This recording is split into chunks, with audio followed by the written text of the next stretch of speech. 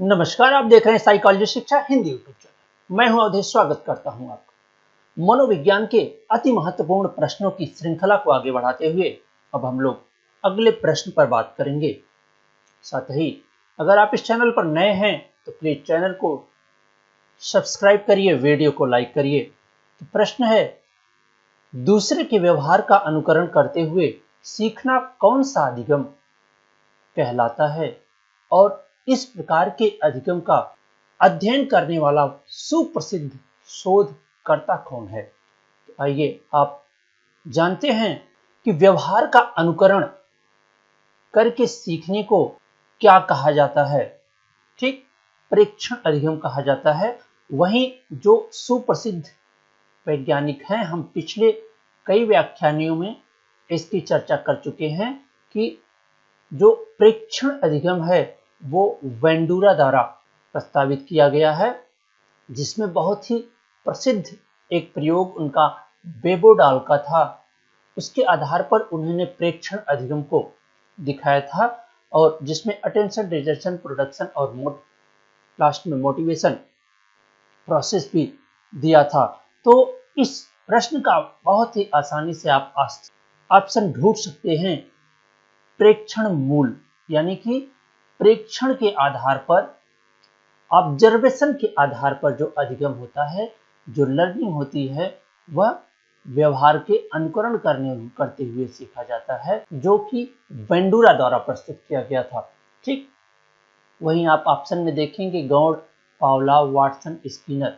ठीक, तो इन लोगों का प्रेक्षण का, खासकर व्यवहार अनुकरण या प्रेक्षण अधिगम से कोई संबंध नहीं है। तो अगले प्रश्न पर चलते हैं। तो जब हम चमकीली रोशनी से फिल्म थिएटर में प्रवेश करते हैं तो दृष्टि संवेदनशीलता बढ़ जाती है और 5-10 मिनटों के अंदर हम प्रकाश व्यवस्था के 2 स्तरों के अंतर्गत देख पाते हैं। ऐसा किस कारण होता है? हमने आपको पिछले व्याख्यानों में बताया है कि हमारे रेटिना पर 2 रिसेप्टर पाए जाते हैं। एक को कहते हैं कोन्स और दूसरे को कहते हैं रॉड्स। कोन्स जो होता है वो दिन की या उजाले की रोशनी या तीव्र रोशनी या रंगीन प्रत्यक्षीकरण करने के लिए जिम्मेदार होता है। वहीं जो रॉड्स होते हैं वह ब्लैक एंड व्हाइट या धूमिल रोशनी या रात की रोशनी के लिए जिम्मेदार होते हैं। और कोन्स जो है वह बहुत ही मात्र कुछ सेकंड में क्रियाशील हो जाता है, लेकिन जो रॉड्स होते हैं उन्हें क्रियाशील होने में 4 से 5 मिनट लगते हैं। तो अवश्य ही यहाँ जो प्रश्न पूछा जा रहा है कि जब हम चमकती रोशनी से यानी उजाले से जब हम थिएटर में जाते हैं, तो आप भी जब थिएटर में गए होंगे तो आपको ये प्रतीत हुआ होगा कि हमें कुछ देर तक कुछ दिखाई नहीं देता, लेकिन जब हम कुछ देर तक रुक जाते हैं, 2-4 मिनट रुकते हैं, तो आप देखते हैं कि धीरे धीरे हमें अंधेरे में भी दिखाई देने लगता है। वह क्यों होता है, उसे क्या कहा जाता है? तो यह प्रश्न पूछा जा रहा है कि ऐसा किस कारण होता है। तो आप जानते हैं कि डार्क एडाप्टेशन के कारण होता है। तो अवश्य ही आप देखेंगे दृष्टि तीव्रता नहीं हो सकता, तंग अनुकूलन जिसे डार्क एडाप्टेशन कहा जाता है। आपका जो आंसर होगा वह अवश्य ही आंसर होगा तंग व्यनुकूलन। ठीक है, यानी कि डार्क एडाप्टेशन आपका आंसर होगा। तो अगले प्रश्न पर चलते हैं। निम्नलिखित में से कौन सी आंतरिक स्थितियां प्रात्यक्षिक प्रक्रिया को निर्धारित करती हैं? ध्यान दीजिएगा, परसेप्चुअल प्रोसेस को यानी कि परसेप्चुअल प्रोसेस को आंतरिक स्थितियां कौन सी निर्धारित करती हैं कि हम क्या चीज देखेंगे। ठीक है, तो आप देखेंगे बुद्धि अवश्य ही निर्धारित करेगी। संवेग देखिए एक आंतरिक स्थिति है जो अवश्य ही हमारे प्रात्यक्षिक प्रक्रिया को निर्धारित करती है। वहीं अभिप्रेरणा यानी कि मोटिवेशन अगर हमें जिस प्रकार का होता है, हम वैसी ही चीजों को देखना पसंद करते हैं। और सूचना बहुत हद तक आंतरिक नहीं कही जा सकती है।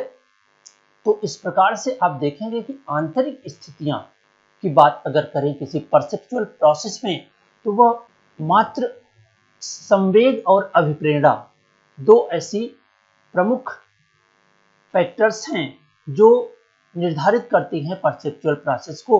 तो अवश्य जो इसका ऑप्शन सही होगा वो ऑप्शन सही होगा बी। अगले प्रश्न पर चलते हैं।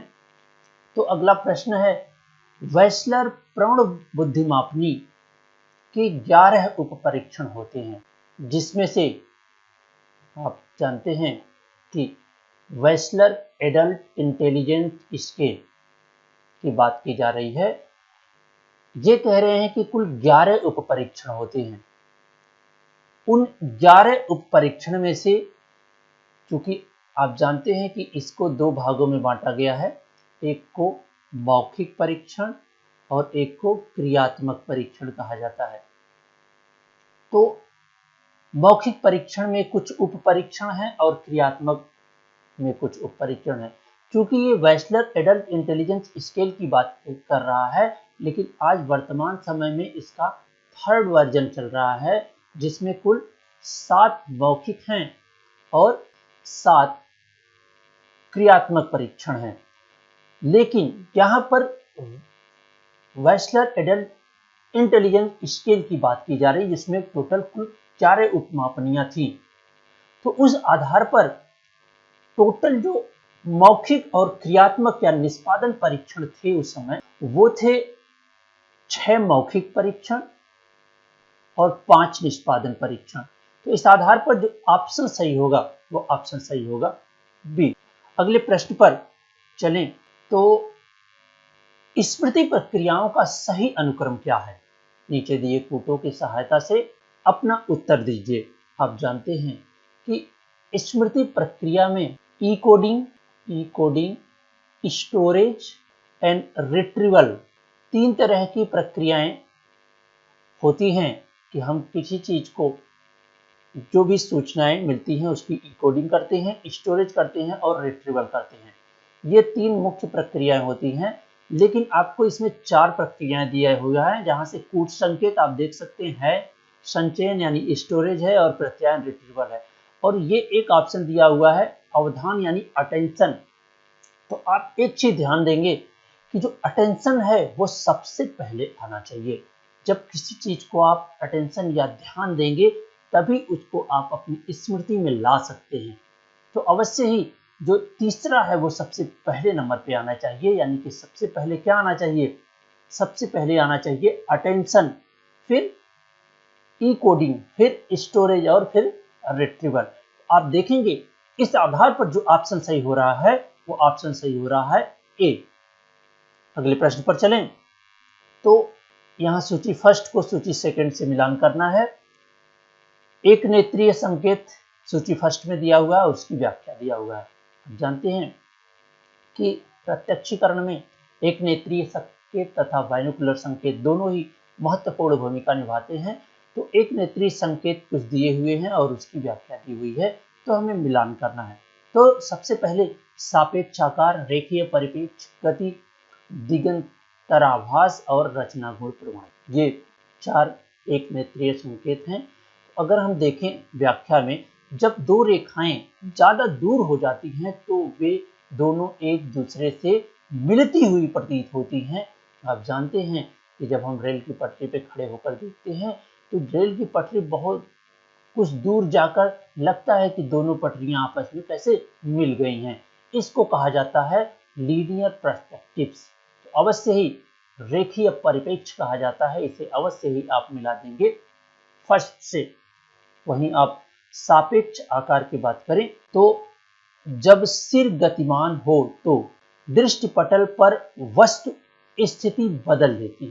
अब यहाँ एक गतिमान वस्तु की बात हो रही है, तो आप अवश्य ही बहुत आसानी से गति दिगंतराभास को मिला सकते हैं, जो कि मोशन पैरालैक्स है। तो ये दूसरे का जो ऑप्शन होगा वो होगा आर। अब हम बात करें, यदि दो वस्तुएं एक समान आकार की हैं तो वो वस्तु जो ज्यादा दूर दृष्टिपटलीय छवि बनाती है ज्यादा दूर होती है। सापेक्ष आकार, देखिए आप ध्यान दीजिए कि दो वस्तुएं जो एक समान आकार की हैं, तो वह वस्तु जो ज्यादा छोटी दृष्टिपटलीय छवि बनाती है उसे दूर माना जाता है। ठीक, अगर मान लीजिए ये दो समान आकार के बॉक्स हैं, लेकिन एक कहाँ है, एक दूर रखा हुआ है, एक नजदीक रखा हुआ है, तो जाहिर सी बात है जब दृष्टि पटलीय प्रतिबिंब बनता है रेटिना पर, तो वह एक छोटा बनेगा, एक बड़ा बनेगा। तो अवश्य ही जो छोटा प्रतिबिंब बनेगा उसे हमें दूर होने का आभास होगा, और जो बड़ा प्रतिबिंब बनेगा वो नजदीक होने का आभास होगा। तो अवश्य ही आप सापेक्ष आकार को मिला लेंगे किससे, थर्ड से। और अब बचता है एक रचना गुण प्रवणता, जिसे आप कहते हैं टेक्सचर ग्रेडी, जो कि आप ऑप्शन में देखेंगे कि दूरी बढ़ जाने से सतह की रचना ज्यादा चिकनी हो जाती है। तो अवश्य ही रचना गुण इसमें प्रवणता आ जाती है, तो आप इसे मिला देंगे इससे। तो जो ऑप्शन आपका सही होता है इसके आधार पर वो ऑप्शन सही होता है ए। अगले प्रश्न पर चलें तो अगला प्रश्न है, निम्नलिखित दो कथनों, अभिकथन ए और अभिकथन बी, यानी कि अभिकथन और कारण वाले प्रश्न हैं। अभिकथन पढ़ते हैं कि वीडरमैन का रिकॉग्निशन वाई कंपोनेंट सिद्धांत बताता है कि वस्तुओं को मूलभूत निर्माणकारी खंडों, जिसे जियोस कहते हैं, से संगठित समझे जाते हैं। ठीक है, तो ये वीडरमैन ने रिकॉग्निशन सिद्धांत दिया, जिसमें उन्होंने बताया कि जो जियोस, यानी जियोस का मतलब ज्यामितीय प्रतीक, ज्यामितीय प्रतीक के आधार पर इन्होंने कॉग्निशन सिद्धांत प्रस्तुत किया। इसके आधार पर ये कह रहे हैं कि मूलभूत निर्माण खंडों, जिसे जियोस कहते हैं, से संगठित होना है, यानी कि ज्यामितीय रेखा खंडों से संगठित होता है हमारा परसेप्शन, यानी कॉग्निशन सिद्धांत दे रहे हैं ये। अगर हम कारण पढ़ें तो अभिलक्षणों और जियोस के बीच संबंध मौजूद नहीं है।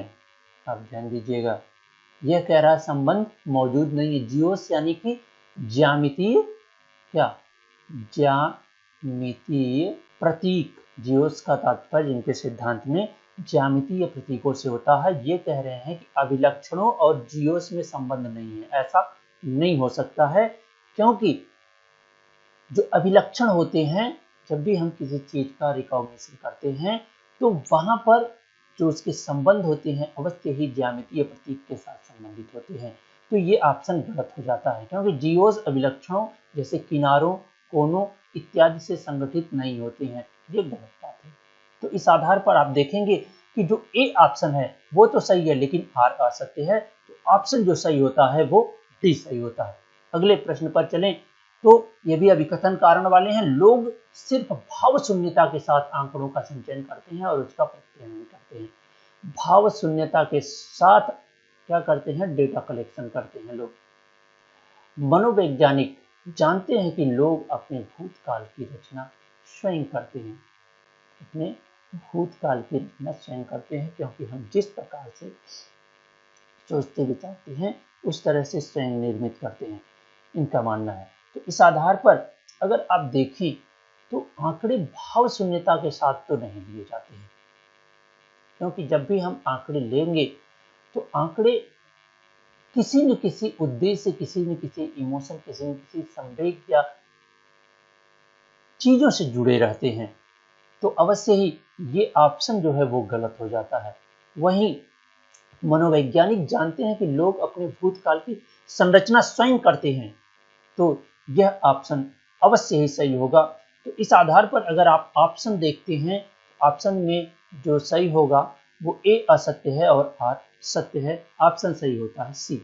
अगले प्रश्न पर बात करें तो वेंट्रोमिडल न्यूक्लियस हाइपोथैलेमस के नीचे की तरफ का केंद्रीय क्षेत्र किस ओर प्रवृत्त होता है। ठीक, आप जानते हैं कि हाइपोथैलेमस में लेटरल हाइपोथैलेमस तथा वेंट्रल मिडल हाइपोथैलेमस दो क्षेत्र होते हैं। वेंट्रल मिडल हाइपोथैलेमस जो होता है वो फीडिंग के लिए जिम्मेदार होता है, वहीं जो वेंट्रल मीडियल हाइपोथैलेमस होता है वो तुष्टि केंद्र होता है, तुष्टि केंद्र कहा जाता है। अगर यह उत्तेजित होते हैं तब, एक चीज ध्यान दीजिएगा, अगर जब ये उत्तेजित होता है तो यह खाना खाने की प्रक्रिया उत्पन्न करता है। वहीं वेंट्रल मिडल हाइपोथैलेमस अगर उत्तेजित होता है तो व्यक्ति खाना खाना बंद कर देता है। लेकिन इसी के साथ एक और बात इसमें जुड़ी हुई है कि अगर इसमें घाव उत्पन्न कर दिया जाए या चोट उत्पन्न कर दिया जाए तो इसमें खाना खाने की कमी हो जाती है, भोजन की कमी हो जाती है और इसमें क्या होता है, अत्यधिक भोजन करने लगता है। ये चीज ध्यान दीजिएगा कि लेटरल हाइपोथैलेमस और वेंट्रल मिडल हाइपोथैलेमस दोनों का उत्तेजित अवस्था में कार्य अलग होता है, लेकिन अगर उसमें चोट पहुंचा दिया जाए, घाव कर दिया जाए तो उसके जो कार्य होते हैं वो पहले से भिन्न हो जाते हैं। और यहाँ बात की जा रही है वेंट्रल मिडल हाइपोथैलेमस की बात की जा रही है, जो कि तुष्ट केंद्र होता है, यानी कि खाना बंद कर देना होता है। अवश्य ही जो इसका ऑप्शन सही होगा वो ऑप्शन सही होगा बी। आप जानते भी हैं जो हाइपोथैलेमस है वह लिम्बिक सिस्टम का एक महत्वपूर्ण पार्ट है, जो मुख्य रूप से संवेग के लिए भी जिम्मेदार है और भोजन के लिए भी जिम्मेदार है। आइए अगले प्रश्न और सीरीज के अंतिम प्रश्न पर बात करें। तो अंतिम प्रश्न है, भूलने के व्यतिकरण सिद्धांत के अनुसार विस्मृति यानी कि फॉरगेटिंग के व्यतिकरण सिद्धांत की बात किया जा रहा है, जिसमें अंतर्वर्तीय कार्य जो मूल कार्य तथा उसके स्मरण के बीच घटित होता है के कारण होता है। ठीक, यहाँ पर बात हो रही है इंटरवेनिंग टास्क की। व्यतिकरण कहता है, सिद्धांत कहता है कि जो इंटरवेनिंग टास्क होता है, यानी कि हमारे याद करने और रिट्रीवल करने, यानी कि लर्न करने और रिट्रीवल करने के बीच में जो टास्क होता है, इस टास्क के कारण हम चीजों को भूलते हैं, यानी उसके कारण स्मरण के बीच घटित होता है के कारण उत्पन्न होता है विस्मरण। ठीक है, अब आर क्या कह रहा है, आर कह रहा है कि अंतर्वर्ती कार्य यानी इंटरवेनिंग टास्क स्मृति अवशेष को कमजोर करता है।